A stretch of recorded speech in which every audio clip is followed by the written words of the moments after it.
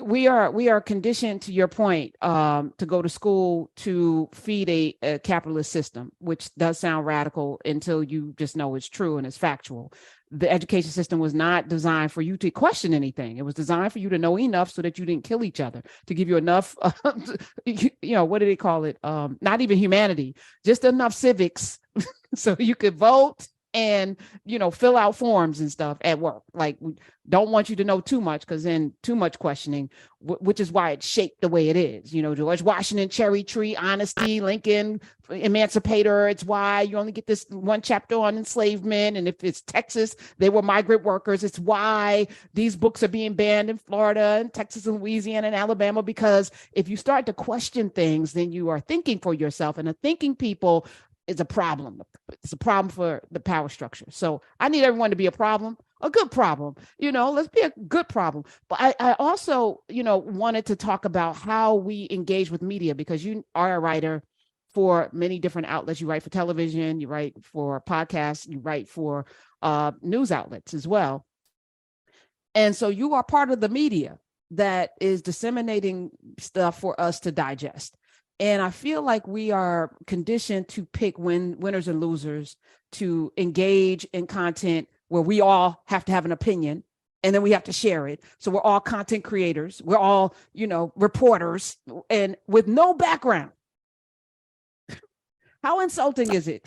It's highly insulting for me to see so many people with microphones and platforms who don't read at all.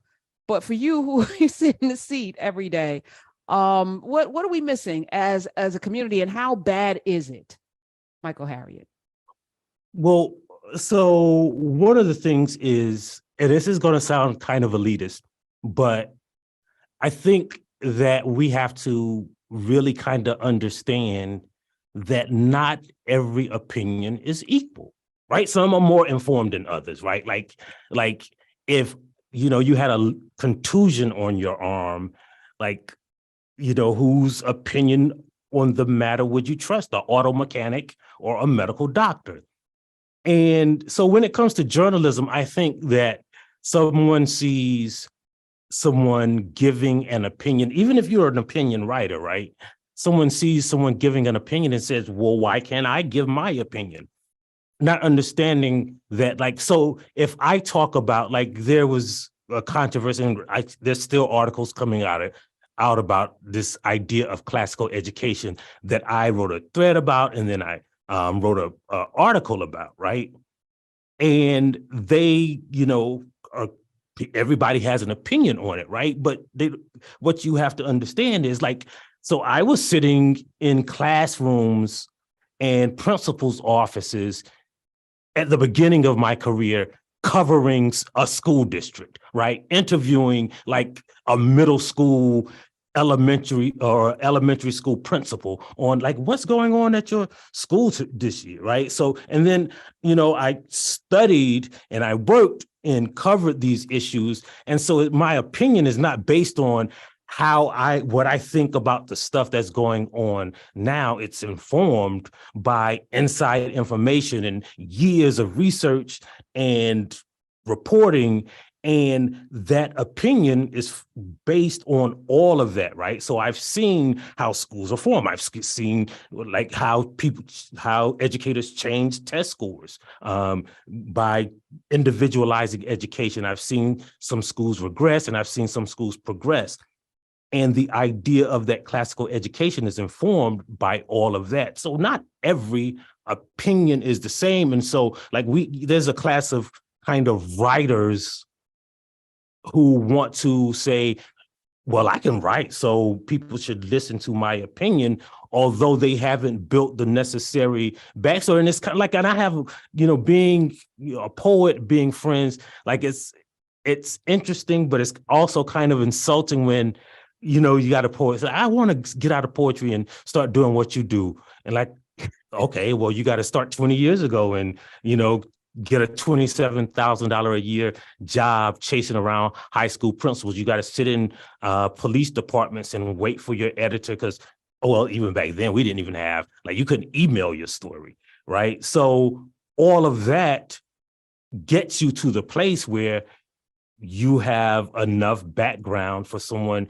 to even value your opinion when it's put on paper. And I think like now the state of journalism is, well, you got the camera and you got a voice and the internet is for everybody. So I'm a journalist too.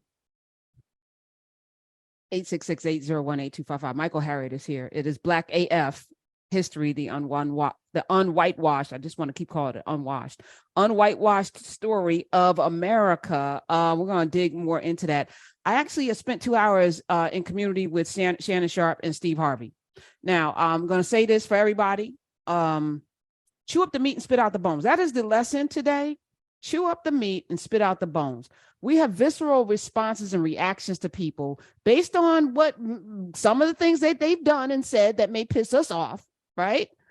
But if it's some value, I feel like we should lean in when people say something valuable. Like, I know that there are people who first time they heard me, I couldn't stand you. Okay, but understand the intent of this program. You don't have to like me. Please love the content and the intention behind it. You don't have to like the delivery. We have to get out of our own way so that we can get this goodness. So I spent 2 hours listening to Shannon Sharpe with Club Shay Shay. He did an podcast interview with Steve Harvey. And my initial reaction was, boo. And then I sat with it.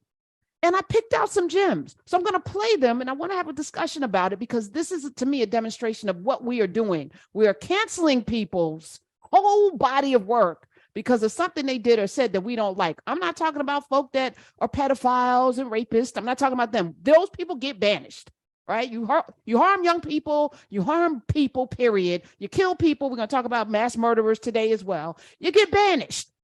But the rest is like opinion, how somebody gets divorced or whatever, or how they raise their children. Like, yeah, we can have an opinion on Brian McKnight, but I'm not in his household. Am I going to cancel his music as a result? Probably not. I'm not his daughter.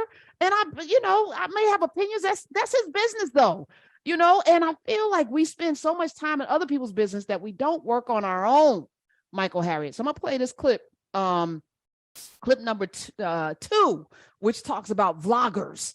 Steve Harvey, Shannon Sharpe. Let's play it, Smith.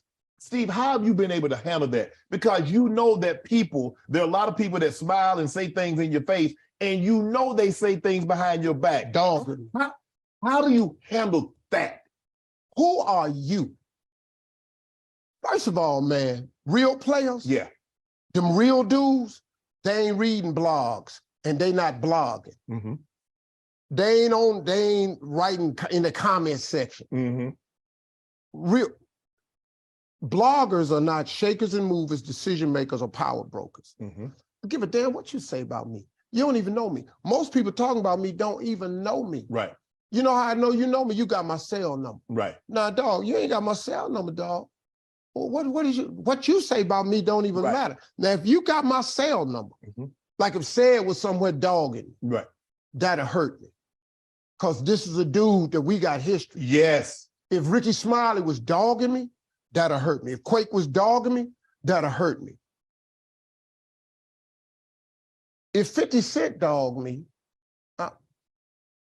I ain't never done nothing to 50. We ain't got no beef, but I'm just using him as a name. Right. I wouldn't be as effective. Right. I would be going like, what you talking about me for? Right. See, my mind ain't down there. And then I stay on the wall. If I stay on the wall, even if you throw rocks up, if I stay on the wall, even if your rock hit me, how much steam it got, you had to throw up on the wall. But if I come down off the wall to address you, you can bust me dead in the head with the rock. Michael Harriot. We stay on the wall. Yeah, I agree with some of that, right? So in transparency, right, like I have written things critical of stuff Steve Harvey has said, right?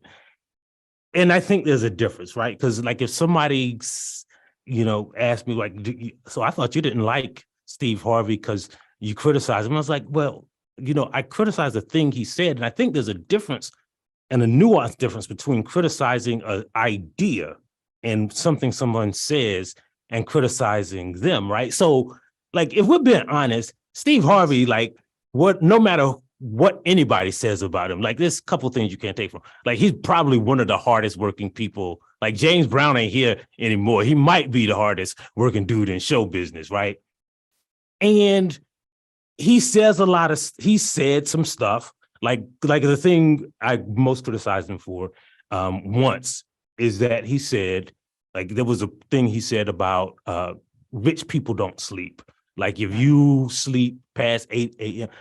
And so I wrote about the idea of perpetuating the notion that there is something that rich people do that poor people don't do, or people who aren't rich don't do, that is delineating line between the two, right? So it ain't like rich people work harder. Actually, what I do is use data.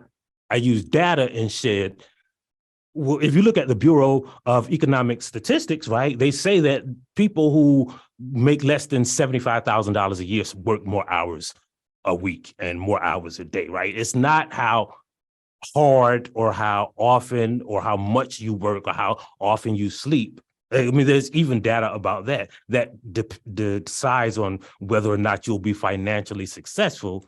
Because if it was, everybody just wake up a little bit earlier, right?